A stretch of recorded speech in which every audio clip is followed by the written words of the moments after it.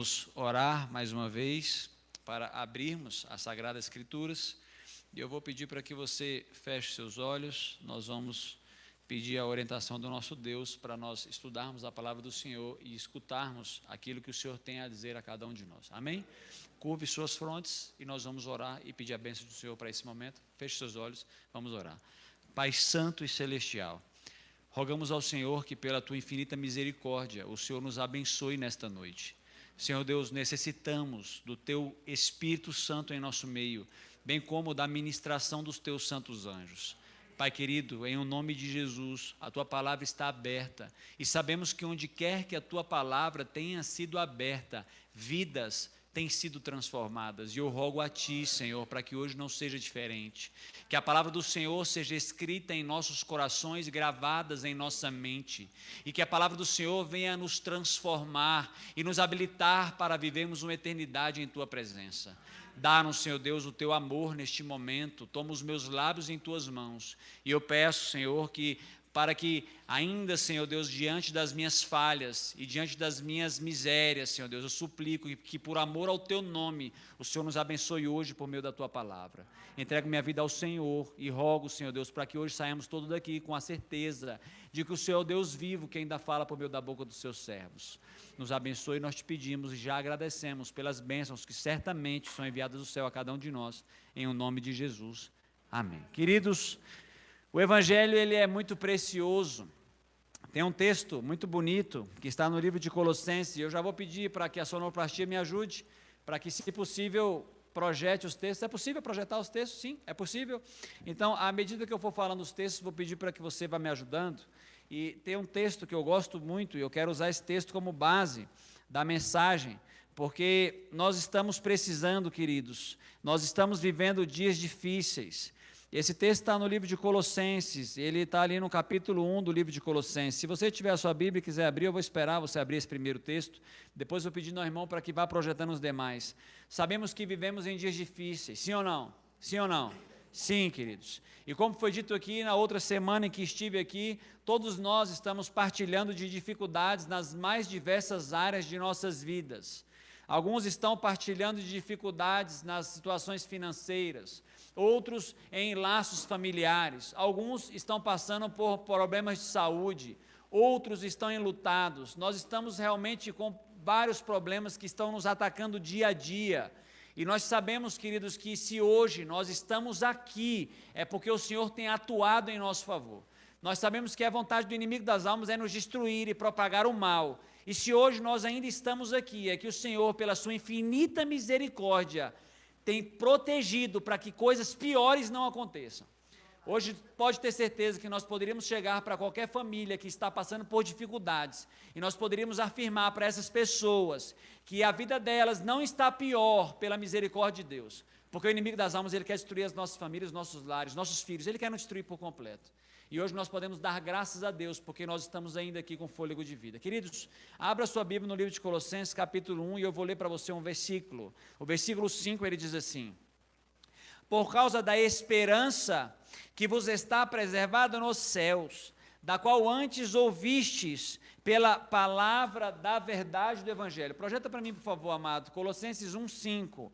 Por causa da esperança que vos está preservada nos céus, da qual antes ouvistes pela palavra da verdade do Evangelho. Esse texto está nos ensinando, irmãos, que a palavra da verdade, o Evangelho, ele precisa produzir em nós o quê, irmãos? Esperança. O Evangelho precisa produzir em nossas vidas o quê? Esperança. Esperança de dias melhores. Esperança de atender às necessidades do íntimo de nossa alma. E hoje eu queria, à luz de uma história bíblica, falar um pouco sobre esse Evangelho. O livro de Gálatas fala para nós um texto muito importante, Gálatas capítulo 3, versículos 6 a 9. E eu vou ler aqui com os irmãos, e eu peço para que a sonoplastia projete para nós. Fala que em um determinado momento, Abraão, aquele que foi chamado de pai da fé, ouviu sobre esse Evangelho que produz esperança da boca de Deus. Abraão ouviu do Evangelho da boca do próprio Deus. Hoje nós estamos acostumados a ouvir o Evangelho da boca de ministros, de pastores, de padres, de obreiros, de líderes, sejam eles formalmente designados ou não, mas Abraão teve o privilégio de ouvir o evangelho da boca do Deus vivo. E o livro de Gálatas, no capítulo 3, obrigado, Gálatas capítulo 3, a partir do versículo 6, vai dizer assim, Gálatas 3:6 diz assim: é o caso de Abraão, que creu em Deus, e isto lhe foi imputado para a justiça. Sabei, pois, que os da fé é que são filhos de Abraão. Ora, tendo a Escritura previsto que Deus justificaria pela fé os gentios, aí olha a palavra que está escrito ali agora, olha a palavra ali, está vendo essa palavra que está escrita ali, pré-anunciou, está vendo essa palavra que está escrito pré-anunciou? Essa palavra pré-anunciou significa anunciou previamente. Outra tradução dessa palavra é pregou. A Bíblia está dizendo, sabendo que, ora, a Escritura tendo previsto que Deus justificaria pelas fé os gentios, pré-anunciou, pregou o evangelho a Abraão. Deus pregou o evangelho para Abraão, e veja o que diz logo na sequência: em ti, Abraão, serão abençoados todos os povos. Essa palavra em ti serão abençoados todos os povos, ela foi tirada de um outro lugar da Bíblia. Essa palavra aqui está sendo usada por Paulo e ela está sendo tirada de um outro lugar da Bíblia. A Bíblia está dizendo que Deus pregou para Abraão, Abraão ouviu o evangelho da boca de Deus, esse evangelho que produz esperança, e agora esse evangelho dito da boca de Deus para Abraão, ele tem que trazer um significado muito importante para nós. Percebam que ouvir o evangelho da boca de seres humanos já pode impactar as nossas vidas, mas ouvir o evangelho da boca de Deus é algo infinitamente maior do que a nossa mente pode conceber. E quando Deus vai falar o evangelho a Abraão, a Bíblia fala assim, ele pronunciou o evangelho a Abraão dizendo, em ti serão abençoados todos os povos. E aí esse texto aqui, ele está tirado lá do livro de Gênesis. Eu quero convidar você para que você abra comigo o livro de Gênesis. E o livro de Gênesis é o livro que relata a história de Abraão. E alguns aqui já conhecem a história de Abraão. E eu quero aqui relembrar contigo um pouco dessa história. Livro de Gênesis, capítulo 12. Livro de Gênesis, capítulo 12, versículo 1, vai trazer para nós, então, esse chamado de Abraão, e eu vou ler aqui com você, e eu peço para que você fique atento. A Bíblia diz assim, ora, disse o Senhor a Abraão, sai da tua terra, da tua parentela, da casa de teu pai, e vai para a terra que te mostrarei. De ti farei uma grande nação, e te abençoarei, e te engrandecerei o nome, sê tu uma bênção. Abençoarei os que te abençoarem, e amaldiçoarei os que te amaldiçoarem. Agora olha o texto que nós lemos lá em Gálatas, está aqui, está dizendo assim, em ti serão benditas todas as famílias da terra. Paulo, quando escreveu naquele livro que nós lemos antes, livro de Gálatas, Paulo tirou aquele texto desse livro aqui de Gênesis, porque Deus disse para Abraão que em Abraão seriam benditas todas as famílias da terra. Mas em que contexto que isso foi dito? Vejam, queridos. Sabemos que o grande conflito entrou nessa terra, os pais da raça humana cometeram o primeiro pecado, e desde então o Senhor está trabalhando, obrando para poder salvar a raça humana, Mas nós conhecemos que o pecado, ele se disseminou de tal maneira, e de maneira tão rápida, que o Senhor precisou intervir na história da humanidade, trazendo um dilúvio para que o pecado não tomasse toda a raça humana. E o dilúvio foi um juízo de Deus para que impedisse a propagação do pecado, queridos. E a Bíblia diz sobre o dilúvio, vocês já ouviram sobre o dilúvio, a história do dilúvio? As crianças gostam, da história do dilúvio. A Bíblia diz sobre o dilúvio. E quando você lê a história do dilúvio, você vai se lembrar que quantas pessoas foram salvas no dilúvio? Apenas 8 pessoas, uma família apenas foi salva, tamanho mal que estava imperando naquela época. E logo após o dilúvio, novas gerações foram sendo formadas. E nós sabemos que dos filhos de Noé, algumas das descendências eles se corromperam, e logo então eles tiveram a ideia de construir uma torre. Qual é o nome da torre que eles tiveram a ideia de construir na Bíblia? Torre de Babel. Inclusive fizeram uma novela aí, no passado existia uma novela Torre de Babel, De onde é que tiraram essa ideia, Torre de Babel? A Bíblia diz que esses homens, após saberem que Deus tinha derramado um dilúvio na terra, destruído todas as pessoas, eles pensaram então em construir uma torre que fosse tão alta, que chegasse aos céus, que se um outro dilúvio fosse lançado sobre a terra, eles não seriam então alvos do juízo de Deus. Mas percebam, o Deus dos céus já havia anunciado que não destruiria mais a terra por um dilúvio. E aqui vem uma lição importante para nós. Vocês sabem que a Torre de Babel, e essa palavra Babel, ela dá origem a uma nação Babilônia, e hoje esse nome Babilônia, ele também tem uma aplicação espiritual para os nossos dias. Talvez se você não estiver muito familiarizado, a Bíblia chama de Babilônia, aquele lugar em que há confusão religiosa. Por que confusão religiosa? Porque quando eles estavam construindo a Torre de Babel, o Senhor visitou aquele lugar, misturou a língua deles e foi uma tremenda confusão, de maneira que eles não conseguiram terminar de construir a torre. Então aquela confusão que existiu naquela época é aplicada agora como uma confusão religiosa para os nossos dias. Babel significa confusão religiosa. E qual é a base dessa confusão religiosa? Babel, o pensamento babilônico, não acredita nas palavras de Deus. Deus tinha dito que não mandaria mais um dilúvio. Deus prometeu que não destruiria mais a terra por um dilúvio. Eles acreditaram nisso? Não, não acreditaram. E o que eles foram fazer então? Foram construir uma torre para que, por meio da atitude deles, eles se salvassem, eles se livrassem do juízo de Deus. Agora Deus, vendo que essa nação é uma nação que tem um pensamento que não acredita em Deus, Deus vai chamar Abraão para que Abraão, com a parentela dele, saia do meio dessas pessoas. E Abraão saiu, sim ou não, irmãos? Sim. Abraão saiu. O livro de Hebreus, eu quero pedir para que você abra o livro de Hebreus, no capítulo 11, se você puder abrir, se não puder abrir, eu peço para que o irmão projete para nós. Hebreus capítulo 11, versículo 8, vai nos dizer assim, olha o que a Bíblia vai dizer. Pela fé, leia lá na tela, pela fé, Abraão, quando chamado, obedeceu, a fim de ir para um lugar que devia receber por herança, e partiu sem saber aonde ia. Quando Deus chamou Abraão, então, para que ele saísse daquele lugar ali de confusão, da Torre de Babel, que era um lugar que não acreditava na voz de Deus, Abraão saiu, sim ou não? Abraão saiu, e agora Abraão começou uma peregrinação. Qual é o contexto da nossa mensagem? Deus está ensinando o evangelho para Abraão. E como é que começa o evangelho para Abraão? Deus olhando para Abraão e falando assim para Abraão, Abraão, sai da terra da tua parentela e vai para o lugar que eu te mostrarei. Será que Deus estava querendo ensinar o que para Abraão naquele momento? Queridos, nós poderíamos fazer muitas aplicações, mas com certeza, uma das coisas que Deus estava querendo ensinar para Abraão, era que Deus era uma pessoa confiável.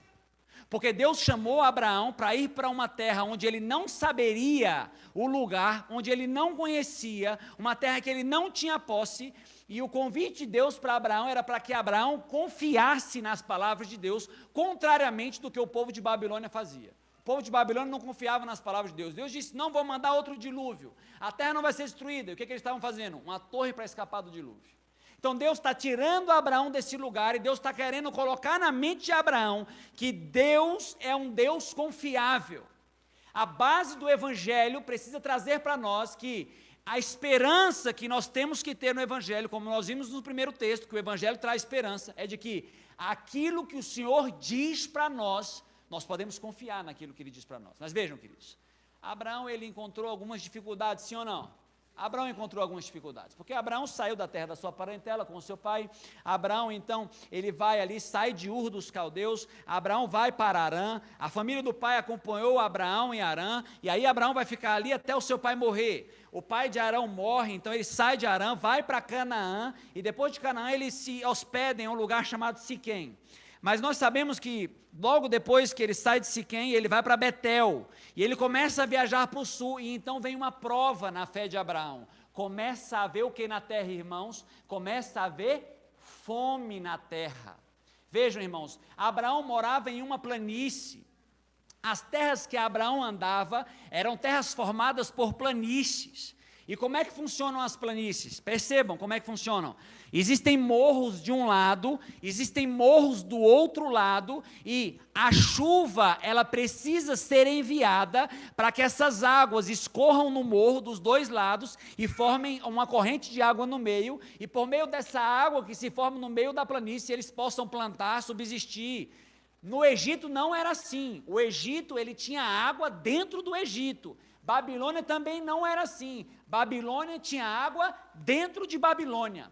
E quando Deus chama Abraão para sair de um lugar, de uma realidade em que há água em abundância, e Deus chama Abraão para que ele vá para um lugar onde ele vai depender da providência de Deus para tirar a sua subsistência. Ou seja, Abraão dependia de que Deus mandasse chuva para que ele pudesse alimentar o seu rebanho, para que as plantas pudessem estar vivas, para que eles pudessem plantar e tirar ali o seu alimento.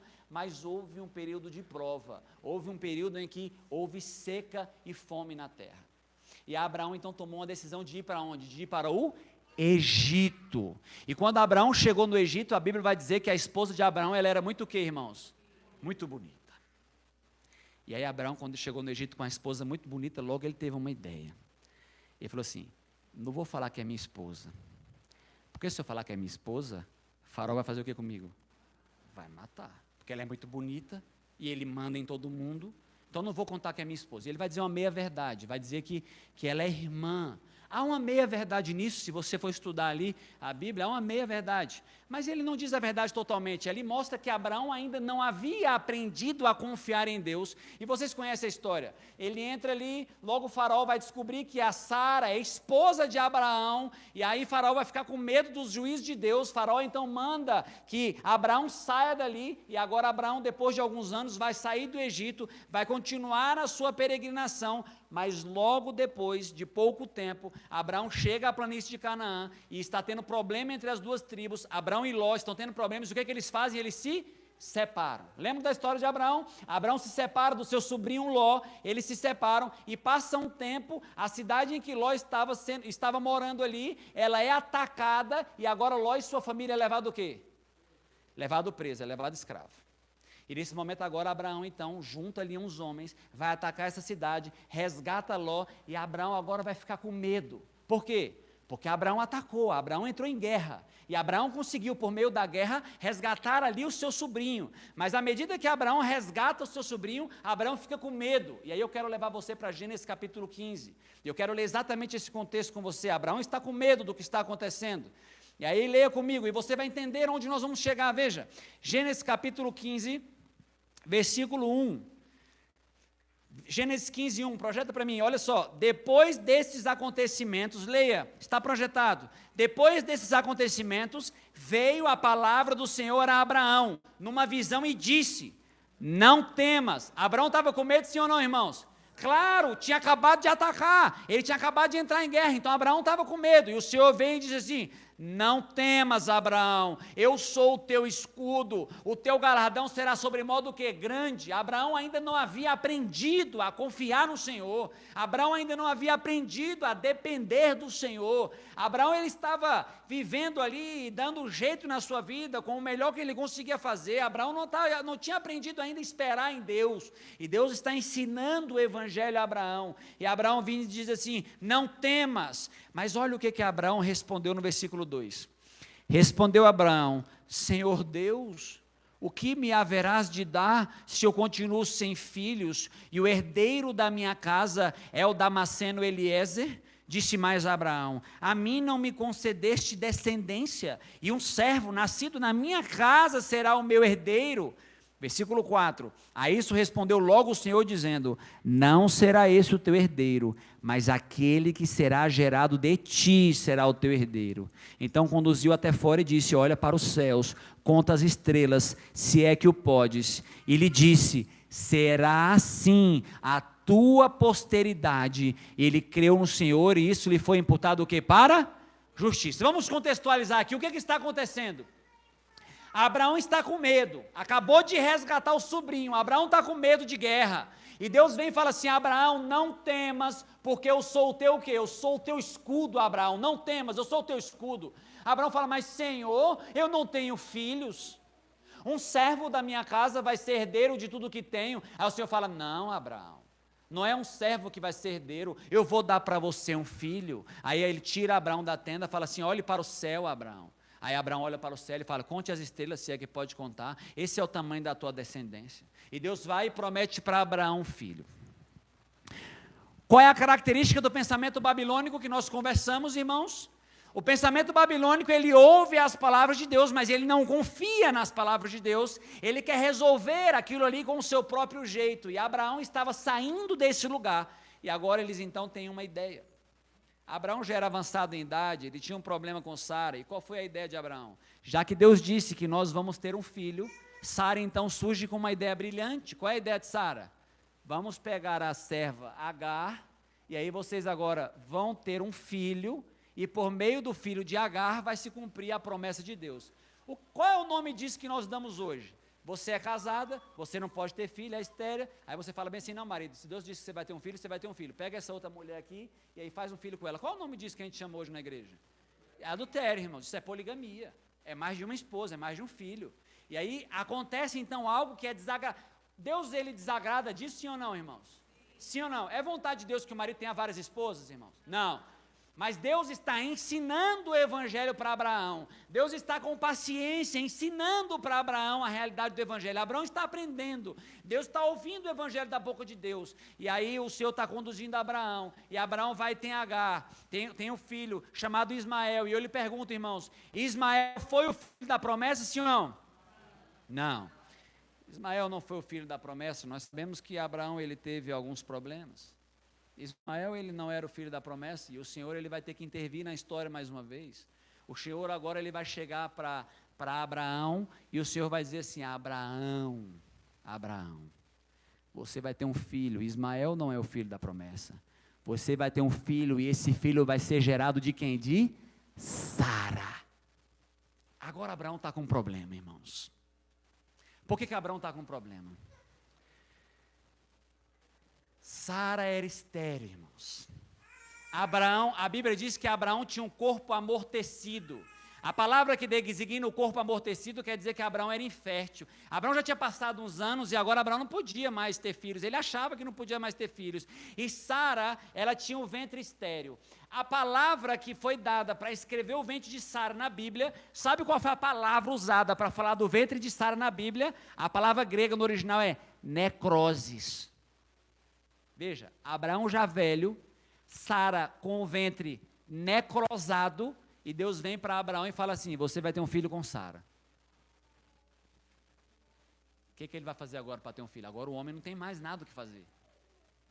Porque Deus agora colocou para ele uma condição de um lugar em que é impossível ele dar um jeito para aquela palavra ser cumprida.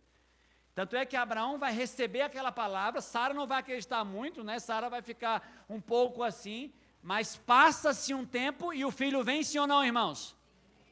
O filho vem. O livro de Romanos, capítulo 4. O livro de Romanos, capítulo 4. Se você puder projetar para mim, amigo. Romanos, capítulo 4, versículo 18, vai dizer assim. Eu vou abrir aqui na minha Bíblia. Romanos, capítulo 4, versículo 18, ele diz assim. Abraão, esperando contra a esperança, creu para vir a ser pai de muitas nações, segundo lhe fora dito, assim será a tua descendência.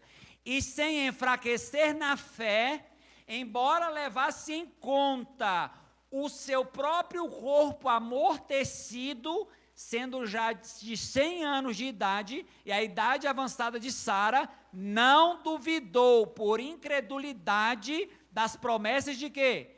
De Deus, estando plenamente... Não duvidou pela incredulidade da promessa de Deus, mas pela fé se fortaleceu, dando glória a Deus, estando plenamente convicto, estando plenamente convicto de que ele era poderoso para cumprir o quê? O que prometer. Abraão está aprendendo o evangelho. Porque depois de Abraão ser chamado e cometer algumas coisas erradas na vida, agora Abraão está começando a entender que Deus é poderoso para cumprir o quê? O que ele prometeu. A Bíblia vai dizer que agora Abraão, ele está acreditando. Por que ele está acreditando? Porque Deus levou ele para um lugar que não tinha como não acreditar, porque ele não tinha mais como achar uma solução. O ventre de Sara era necrosado, Abraão tinha 100 anos de idade, e Deus falou, vai ter um filho vocês dois. Ela infértil, você com 100 anos de idade, vocês vão ter um filho. Só restou para Abraão o quê, irmãos? Acreditar, irmãos. Deus está ensinando o evangelho para Abraão. Com amor, com cuidado. Deus está mostrando para nós, por meio da vida de Abraão, que é o evangelho. Como nós devemos acreditar. E aí o filho de Abraão nasce. Qual é o nome do filho de Abraão? Isaac, o nome do filho de Abraão. E agora Deus visita Abraão. E Abraão tendo aquele filho valoroso. Deus olha para Abraão de noite e fala assim: Abraão, vá até o monte e oferece o teu filho. E ele vai falar: o teu único filho, Isaac. Ele já fala o nome que é para não ter dúvida. O teu filho Isaac. Irmãos, queridos,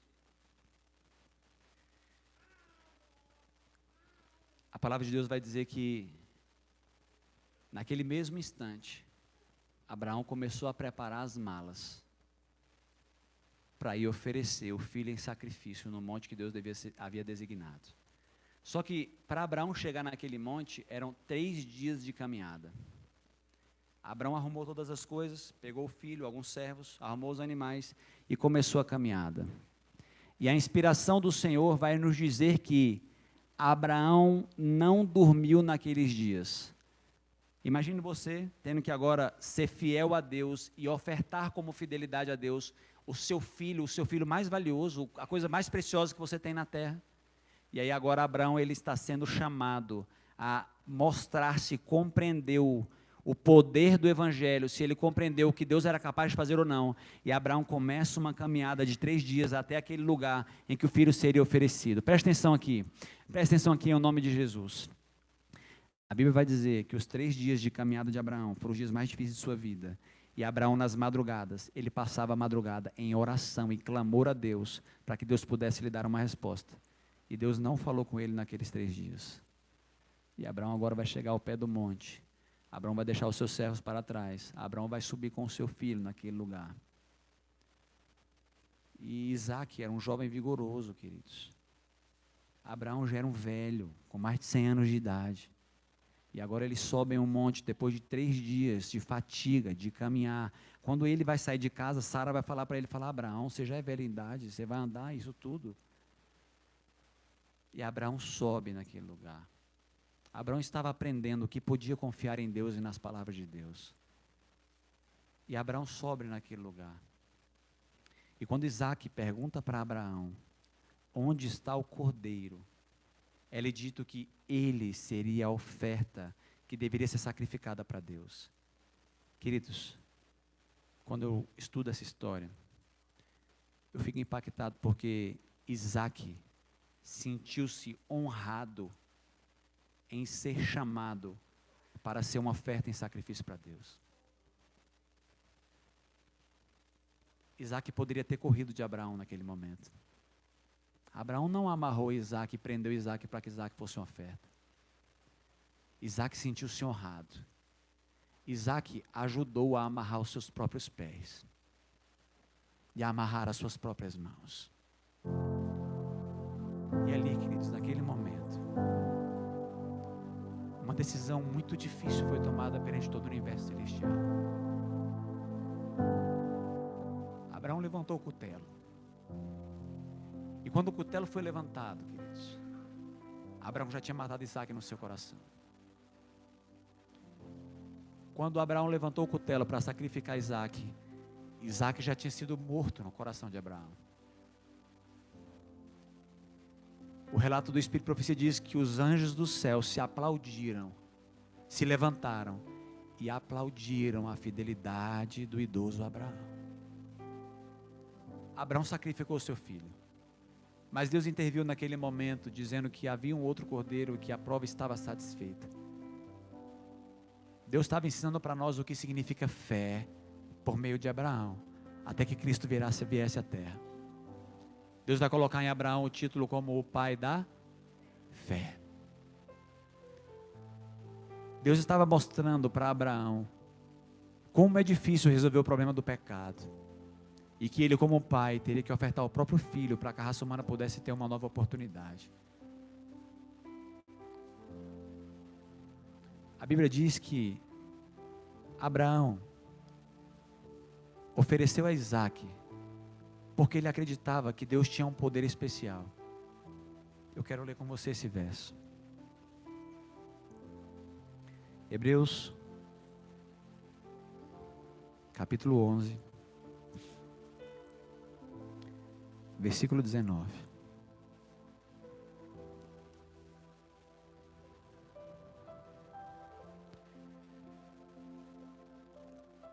Aqui está falando de Abraão. Porque considerou que Deus era poderoso até para o quê, irmãos? Até para ressuscitar quem? Isaac dentre os mortos.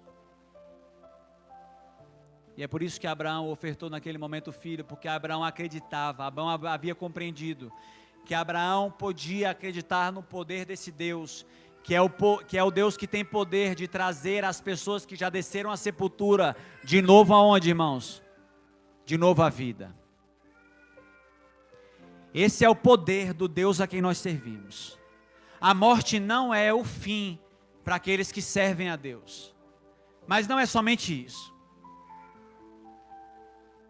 Se você está hoje morto espiritualmente falando, o Senhor ele pode proferir uma palavra na tua vida, e você pode hoje ressurgir da morte, se você aprender a confiar em Deus e esperar em suas promessas.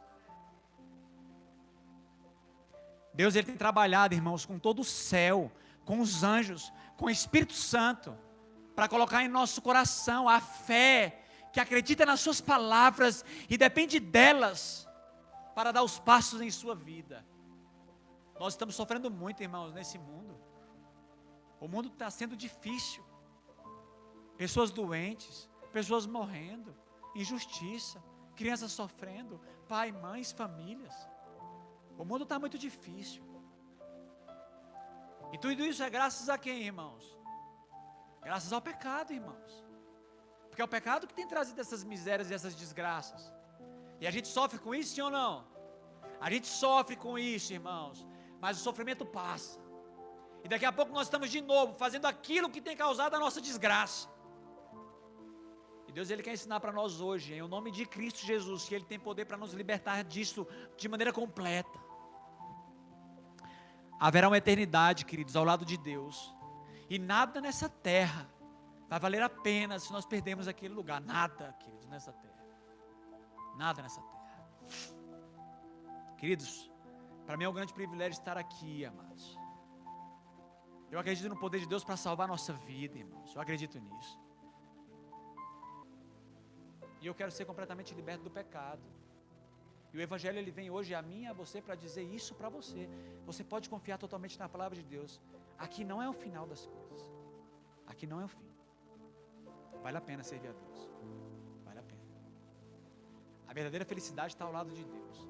Não está na Netflix. Não está nas redes sociais. Não está, irmãos. Não está. Essas coisas jamais vão satisfazer o vazio da nossa alma. O livro de Eclesiastes diz que Deus colocou no coração do homem a eternidade. Todos aqui têm o desejo da eternidade, sim ou não? Quem quer morrer aqui? Ninguém quer morrer. Deus colocou no homem o coração da eternidade.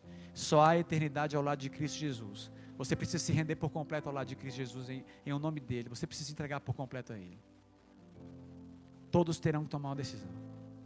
Todos terão que tomar uma decisão. Todos que estão no mundo sabem que ao lado de Jesus é o caminho certo, sim ou não? Sabem disso. E nós não temos força para dar passo sozinho. Nós não temos força. Não é a aparência que determina ninguém. Há muitas pessoas que são bem vestidas, estão vazias, estão morrendo por dentro, sim ou não? Há muitas pessoas, doutores, que estão vazios, estão morrendo por dentro, sim ou não? Sim, só Jesus preenche a alma. Não interessa a sua classe social, o lugar de onde você veio, todos nós aqui estamos na mesma condição. O Senhor está olhando para essa igreja hoje, sim ou não? Sim. E decisões aqui serão tomadas hoje, para a honra e glória do nome de Jesus. E eu quero perguntar para você aqui. Será que não é hora de você reconhecer que você precisa viver uma vida diferente da vida que você tem vivido? Será que não é hora? Será que não é hora de você se preparar para algo que valha mais a pena? Nós teremos um grande reencontro, queridos. O mundo está anunciando a volta de Cristo. A natureza está clamando para que Cristo volte, amados. A Bíblia está se cumprindo, queridos, diante dos nossos olhos. Mas como aconteceu no dia do dilúvio, nós não estamos apercebidos. A mensagem está sendo pregada, nós não estamos percebendo que algo estranho está acontecendo no mundo. O povo do dilúvio, ele não percebia que o juízo de Deus iria cair. Noé estava pregando de maneira consagrada nas praças, e eles não percebiam que o juízo de Deus ia chegar. E quanto mais próximo estava o juízo de Deus, eles começaram a fazer orgia na porta da arca, eles começaram a fazer bebedice, e eles zombavam de Noé, eles diziam velho louco, velho maluco, lunático. E Noé estava pregando ali, buscando salvar sua família, para que eles entrassem na arca e fossem salvos. Queridos, os animais começaram a sair em bando e virem de maneira organizada para que entrassem na arca. De dois em dois os animais começaram a entrar na arca. Eles viram isso e eles não perceberam. Nós estamos vendo o mundo anunciando que algo estranho vai acontecer e nós não estamos percebendo, irmãos. Vai ser tarde demais depois. Não vai dar tempo mais. A preparação que nós precisamos para cruzar os eventos finais é uma preparação profunda e elevada. E ela precisa começar hoje. Se eu posso te dar um conselho, comece hoje a levar a sério as coisas do reino de Deus. Clame hoje. Hoje eu estava na minha cama falando, Senhor, eu preciso ler mais a Tua palavra e orar. E eu com preguiça de levantar da cama, meu Deus, me dá força para levantar da cama. Levantei da cama, eu fui para o quarto, botei o joelho no chão, falei, meu Deus, me ajuda. Eu preciso da Tua palavra, eu preciso salvar minha família, os meus filhos, eu quero ir para a eternidade, meu Deus. Faz uma obra na minha vida, abençoa minha família, quero ler a Tua palavra. Aí fui ler ali a palavra, uns capítulos da palavra. Aí fui orar e falei, meu Deus, já começou os deveres do dia, eu não tenho mais tempo. Aí começa a cuidar, queridos, o mundo, ele vai nos engolir com os afazeres do dia, com as responsabilidades, com o trabalho, com as distrações. E se nós não nos dedicarmos, uma vida de aparência não vai levar ninguém para o céu. Vir para a igreja, vestir roupa bonita e falar bem, não vai levar ninguém para o céu.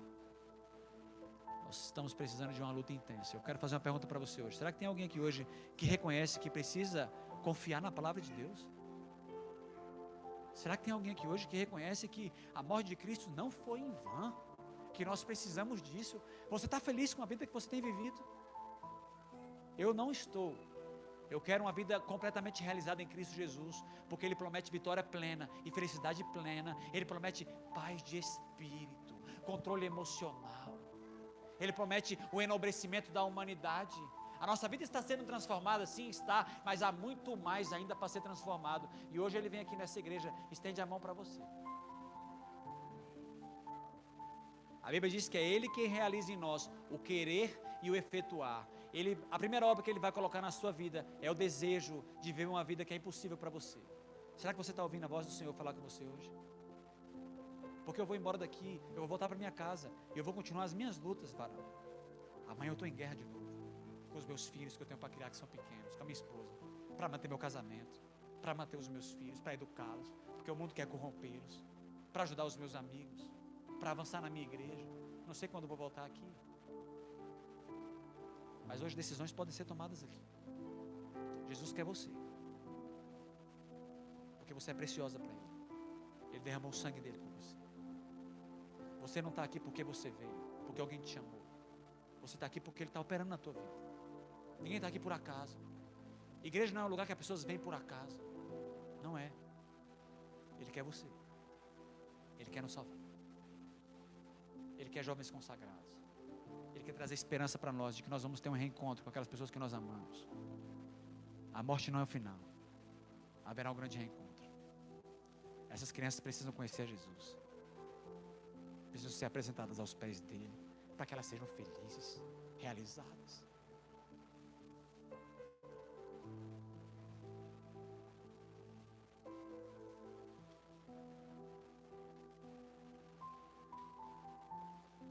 Será que tem alguém aqui hoje que tem coragem de declarar para Jesus que precisa dele?